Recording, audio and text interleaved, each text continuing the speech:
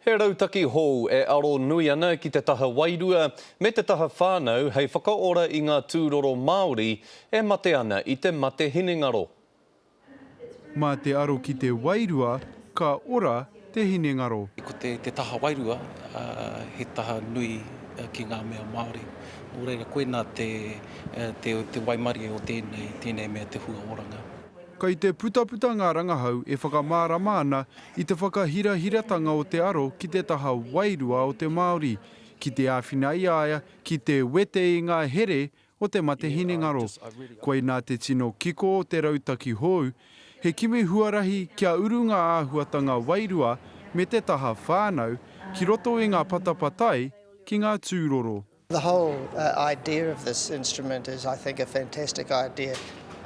Not just for Maori, because I think there's a lot of other people in the world who will be interested actually in what the design and the concept and thought that's gone into this. O tēnei te mea tuatahi mōna tangata take, ana nā Aotearoa anō e arahi ana te ao I pāna ki tēnei taonga te hua oranga.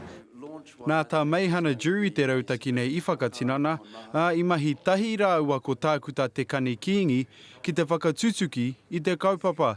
Te koutou kimuri I tīmata ngā rangahau o tākuta kiingi, I te rangi nei, I kitea ngā hua.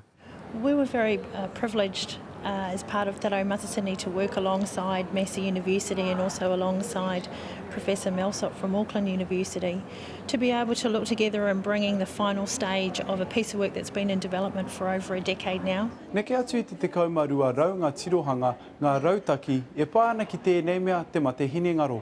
Engari koenei te rautaki tuatahi e aro ana ki te taha wairua o te tūroro.